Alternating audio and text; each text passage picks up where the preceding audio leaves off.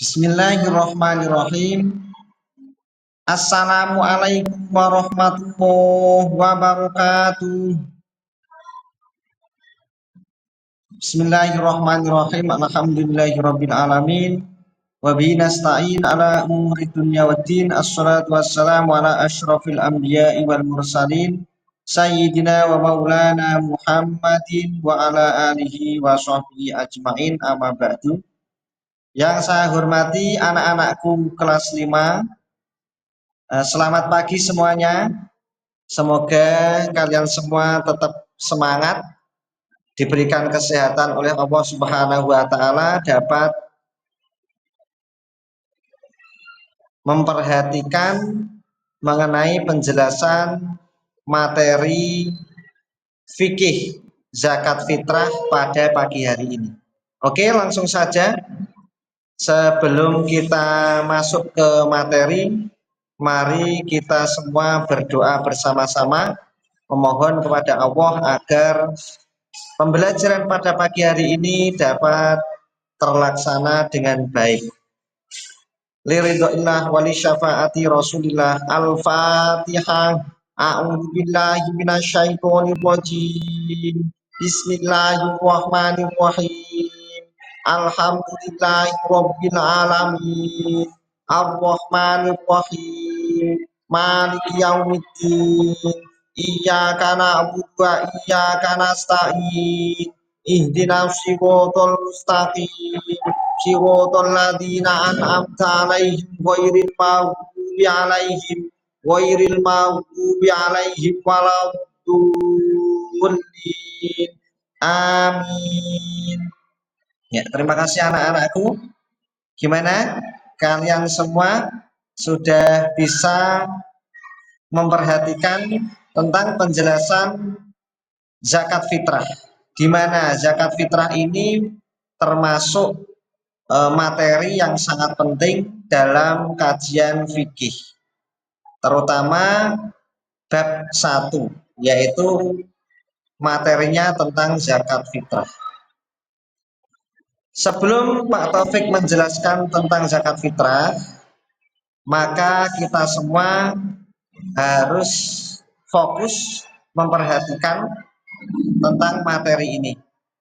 Mari sebelum kita masuk ke materi, kita sholawat terlebih dahulu. Bismillahirrahmanirrahim. Allahumma sholli wa sallim ala sayyidina Muhammadin sahibil busyra, salatan tubashiruna biha wa ahlana wa auladana wa jami'a masyayikhina wa mu'allimina wa talabatana wa thalibatina biyaumina hadha ila yaumil akhirah. Ya, terima kasih anak-anakku. Sekarang kita masuk ke materi ke zakat fitrah. Yang pertama adalah zakat fitrah.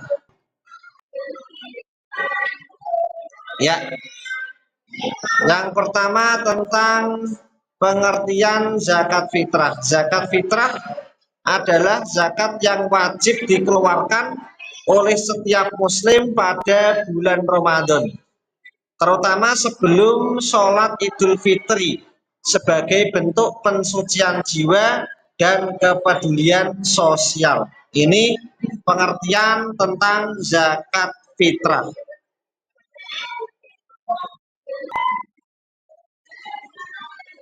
Ya, sekarang kita masuk ke dasar hukumnya, dalil Al-Quran dan hadisnya. Dalil Al-Quran itu tertera di dalam Al-Quran surah Al-Baqarah ayat 43 yang berbunyi wa aqimus sholata wa atuz zakata warka'u ma'ar rakiin. Artinya, dirikanlah sholat dan tunaikanlah zakat dan rukuklah berserta orang-orang yang rukuk. Artinya apa? Disandingkan zakat itu disandingkan dengan sholat, karena ini termasuk rukun Islam, ya, termasuk rukun Islam di mana sholat menjadi salah satu pilar yang harus kita kerjakan, dan zakat menjadi pensucian jiwa kita, karena manusia itu hakikatnya adalah mempunyai dosa. Nah, hadis riwayat Ibnu Umar, Rasulullah SAW mewajibkan zakat fitrah sebanyak satu sok kurma atau satu sok gandum atas setiap muslim, baik mereka maupun hamba merdeka maupun hamba sahaya budak, laki-laki maupun perempuan, kecil maupun besar. Nah, semua kalau orang Islam harus membayar zakat. Nah, ayat ini menunjukkan kewajiban zakat sholat sebagai rukun Islam yang harus ditunaikan. Nah, ini mengenai dasar atau dalil Al-Quran mengenai zakat.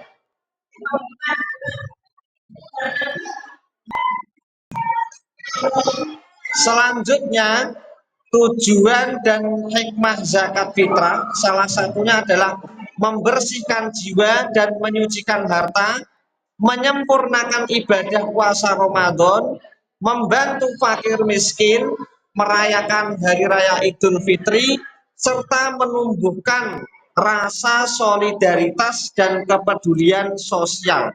Nah, ini salah satu adalah tujuan dan hikmah dilaksanakannya zakat fitrah, agar menjadi manusia yang bersyukur karena sudah diberi kenikmatan oleh Allah Subhanahu wa taala, maka sepatutnya kita bersyukur, yaitu dengan membayar zakat, menunaikan, mendirikan sholat. Selanjutnya, nah, syarat wajib zakat fitrah. Yang pertama Islam dulu. Yang kedua hidup pada malam hari raya Idul Fitri. Nah, sebelum itu kok hidup pada malam hari raya Idul Fitri masih hidup kita, artinya kita berkewajiban untuk membayar zakat fitrah. Memiliki kelebihan harta untuk kebutuhan sehari-hari dan mampu menafkahi keluarganya, dirinya dan keluarganya. Itu salah satu syarat wajib zakat fitrah. Selanjutnya rukun zakat fitrah. Rukun zakat fitrah itu yang pertama niat dulu. Nawaitu an ukhraja zakatal fitri lillahi ta'ala. Niat dulu. Yang kedua adalah muzaki. Orang yang mengeluarkan zakat namanya muzaki.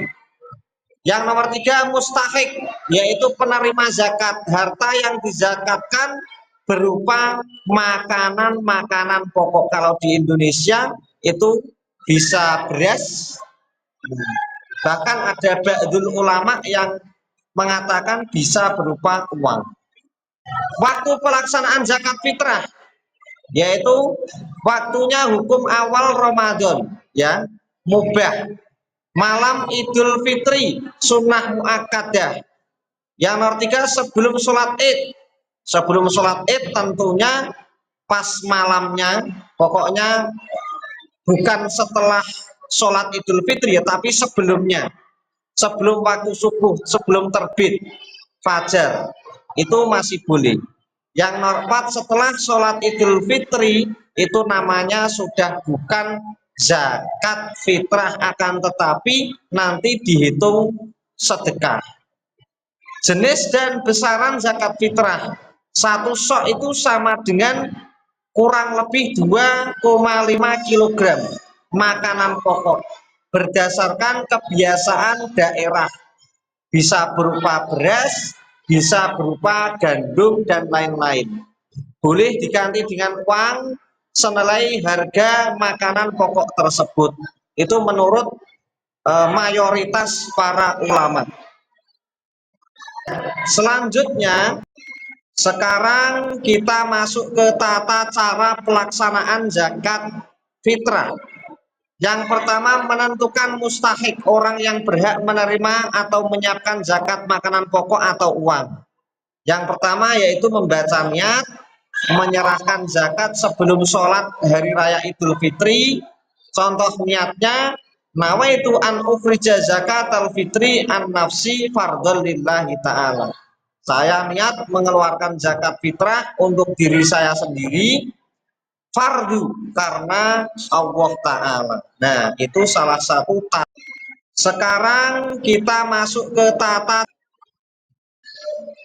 Sekarang kita masuk ke golongan penerima zakat fitrah, ya. Yang pertama adalah fakir, yang kedua miskin, yang ketiga amil. Yang fakir itu adalah orang yang tidak mempunyai rumah, kebutuhannya setiap hari belum terpenuhi, ya, fakir. Yang kedua miskin, dia sudah punya rumah, akan tetapi kebutuhan sehari-harinya kadang ada, kadang tidak. Yang ketiga amil, amil ini juga penting, termasuk penerima zakat, yaitu yang keempat mu'alaf, orang yang baru saja masuk Islam. Yang nomor 5 rikob atau budak. Yang nomor 6 ghorim, orang yang mempunyai hutang, itu termasuk juga golongan penerima zakat. Yang ke-7 fisabilillah, orang yang berjuang di jalan Allah Subhanahu wa Ta'ala, termasuk guru ngaji dan yang lain-lain. Yang nomor 8 terakhir adalah ibnu sabil atau musafir. Ini termasuk golongan-golongan penerima zakat fitrah. Nah, tentunya dari awal sampai akhir kita sudah menjelaskan tentang zakat fitrah, golongan penerima zakat, pengertian zakat fitrah, tata cara pelaksanaannya, dalil Al-Qur'annya sudah disampaikan. Nah, kita akan lanjutkan. Di sini Pak Taufik mempunyai latihan-latihan soal, ya, yang sekarang kita bahas. Di sini ada latihan soal. Yang pertama, apa pengertian zakat fitrah? Yang kedua, sebutkan 3 syarat wajib zakat fitrah. Yang nomor 3, berapa jumlah zakat fitrah yang harus dikeluarkan untuk satu orang Islam? Yang nomor 4, apa saja rukun zakat fitrah? Nomor 5, kapan waktu terbaik membayar zakat fitrah? Yang nomor 6, siapa saja golongan yang berhak menerima zakat fitrah? Nah, silahkan dijawab, silahkan dikerjakan. Semoga kalian semua semakin bisa melaksanakan atau mengerjakan latihan soal yang sudah saya buat ini. Terima kasih. Tentunya Pak, dari awal Pak Taufik banyak kesalahan, ya. Saya mohon maaf. Nah, silakan ini dikerjakan latihan soalnya. Kita bahas yang terakhir. Pak Taufik meminta maaf apabila ada kesalahan tutur kata yang kurang sopan dari awal sampai akhir. Pak Taufik meminta maaf yang sebesar-besarnya. Mari kita akhiri. Akhirul kalam, wallahul muwaffiq ila aqwamit thoriq. Wassalamualaikum warahmatullahi wabarakatuh.